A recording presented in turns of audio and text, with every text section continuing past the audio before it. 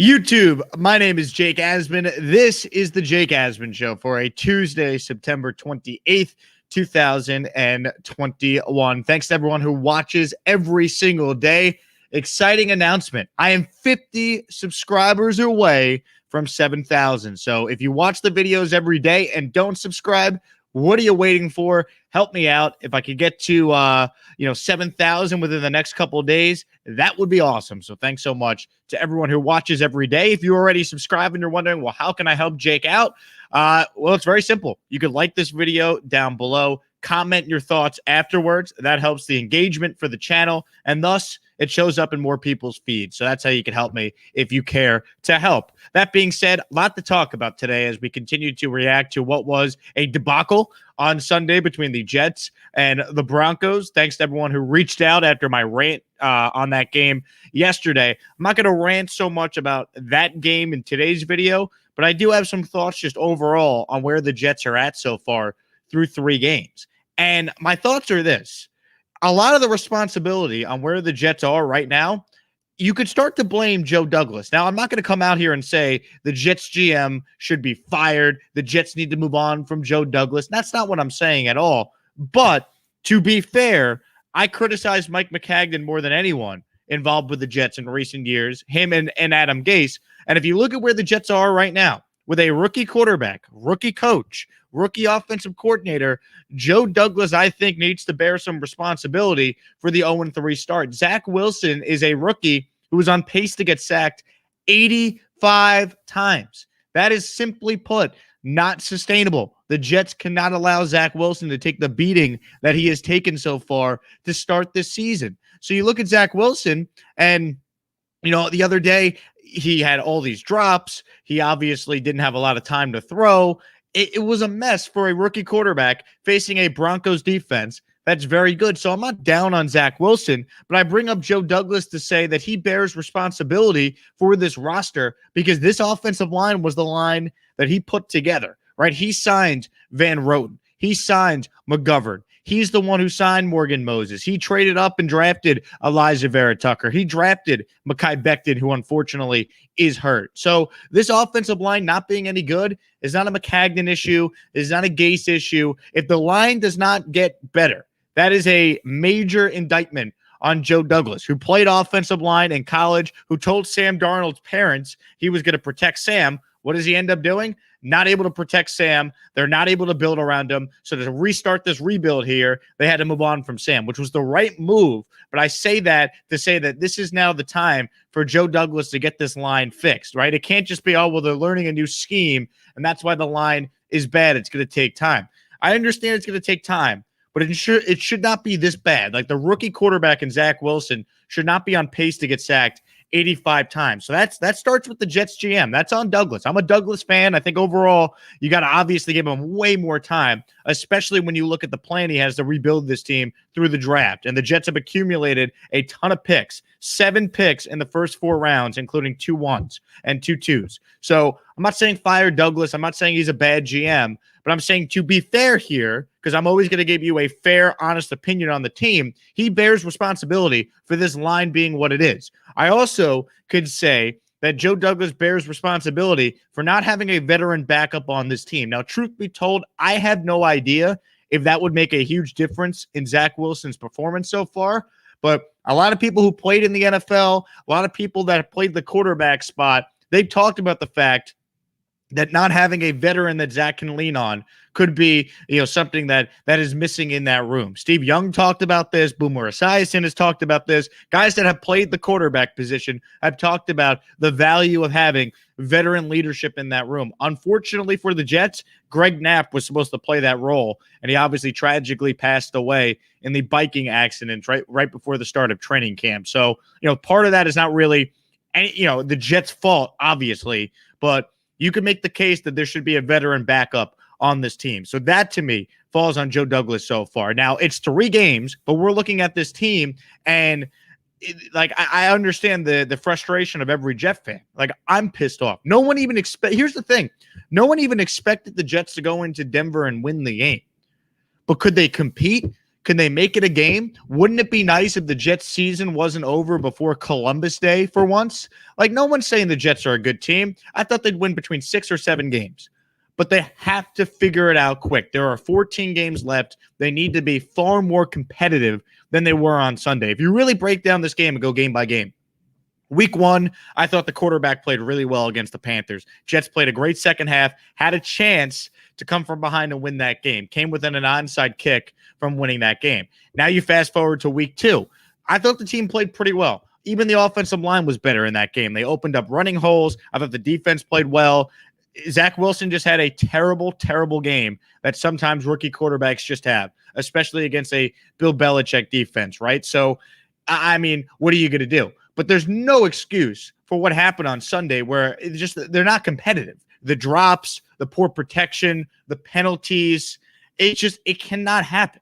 So they have regressed from where they were Week 1 to Week 2 to Week 3. They have to fix it. Like, there's no excuse at home on Sunday for the Jets to not be competing in a game against the Titans. No one's saying go win the game, but you got to be able to find a way to compete and give this quarterback a chance. And Zach Wilson, going through some of the numbers from this game on Sunday, if you know what, if you add up the total amount of drops that Zach Wilson's had from Jets receivers, tight ends, or running backs, it'd be the second most in the NFL behind the Steelers. Big Ben's had 11, or Big Ben has had more drops than Zach Wilson has. But Wilson's number 2, 11 drops. You don't have the margin for error to win games with a rookie quarterback if you're going to drop passes. The protection is not good enough, and if the Jets are not going to catch passes from their rookie quarterback, they're not going to win. They're not going to compete.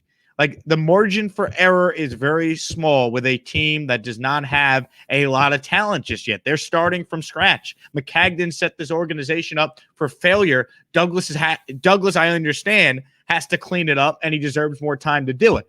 But the receivers that are on this team catch the football. Denzel Mims can't play, so Braxton Berrios could drop passes. Corey Davis could drop passes. Tyler Kroft could drop passes. Michael Carter out of the backfield could drop passes. I get it. He's a rookie. I get it. Drops happen. Every team has drops, but the Jets are the second most in the league so far through 3 games, and they're the team that's starting a rookie quarterback. Like, that cannot happen. So these receivers, tight ends, and running backs need to catch passes. If you adjust Zach Wilson's completion percentage based on the drops, it'd be at over 70%. So if Wilson didn't have drops, he'd be completing over 70% of his passes. And obviously, the protection hasn't been any good either. So they got to figure that out. Some of that's on the quarterback not getting the ball out quick enough, I understand. Some of that is maybe just Zach maybe not knowing how to adjust the protection scheme yet as a rookie. But also some of it is just on this offensive line. I don't know if you guys can hear that, but it is thundering and lightning here in Houston. Like, that was the loudest thunder I have ever heard. Maybe it's a microcosm for the Jets season so far. On a side note, though, I forgot the point I was just making because that really distracted me. Anyhow, yeah, I mean, just the margin for error for the Jets is very, very low. Like, they don't have a margin for error, essentially. So if the drop passes are going to continue to happen, they're screwed. Guys got to catch the football. All right, and the protection's got to get better for Zach Wilson because it's not sustainable. So if you want to put things on Joe Douglas, Denzel Mims, second-round pick, he's not playing. All right, I'm not going to hold Mekhi Becton's injury against him. I'm not going to hold Braden Mann's injury against him. But obviously, so far through 3 games, the team's regressed, right? They were competitive Week 1. They were better Week 2 at every position besides the quarterback, and Week 3 was a disaster. Figure it out. They need to give Zach Wilson a chance here. He's on pace to get sacked 85 times. Now, as far as Wilson, staying with him here, the comparing Zach Wilson to Sam Darnold angle is stupid. I've talked about that. But if you compare Zach Wilson to other rookies, I think that's fair because that's how it works. Just like Sam was always compared to Josh Allen and Baker Mayfield and Lamar Jackson and Josh Rosen, right? Comparing Wilson to Darnold, I believe, is dumb. It's not a fair comparison. Sam's in year 4 on a much better team. He should be playing better than Zach Wilson. But you can compare Zach to other rookies in the NFL, other rookie quarterbacks. And here's why the Jets got to be patient, and us Jet fans got to be patient. Rookie quarterbacks are 1-10 so far to start the NFL season. Trevor Lawrence is 0-3. Justin Fields 0-1, and he looked horrendous in his debut as a starter. Mac Jones 1-2. Davis Mills, third-round pick of the Texans, 0-1. 1-10 Quarterbacks in total, rookie QBs, 12 touchdowns, 19 interceptions. Mac Jones' week 2 win over the Jets is the only win a rookie quarterback has had. And that came against another fellow rookie quarterback in Zach Wilson. And if you watched Mac Jones, did he really win that game for the Patriots, or did Zach Wilson lose that game? I think everyone watching this video knows the answer to that question. He didn't even complete one touchdown greater or one pass greater than 20 yards. So we got to be patient with these rookies. And ultimately, getting back to the theme of the video with Joe Douglas, he's going to be judged based on what happens with Zach Wilson, because this was his decision to move on from Sam and draft his quarterback. He got to hire his coach, got to pick his quarterback. Ultimately, GMs are decided the job they do based on that factor. So this is not a fire Joe Douglas rant. This is kind of just a state of the team saying, yeah, there is criticism on the quarterback. He's a rookie. He's made mistakes. There should be criticism on the head coach and the offensive coordinator, but there also should be criticism on this general manager, who now is in his 3rd season, second as a real GM, though, because year 1, he didn't get to make the draft picks or spend the free agent money. But, Joe Douglas now, this is his team. So we got to evaluate him based on what we see. And the offensive line, you could directly point to Joe Douglas thus far. So that's my point, basically, being like, there's a lot of blame to go around, but the GM doesn't get to be blameless anymore. The honeymoon period for Douglas is over. He's now going to have to be evaluated based on what this team does. It's only 3 games, 15 or 14 games still to go, but this team has to get a whole lot better. They cannot be any worse. Like, we deserve better as fans than to watch that garbage on Sunday. I'm not doing it this year. I'm not doing another year of that BS that we watched on Sunday. That cannot happen. You cannot be that uncompetitive in the NFL. It's a joke, and I'm not going to stand for it. And neither should you if you're a Jet fan.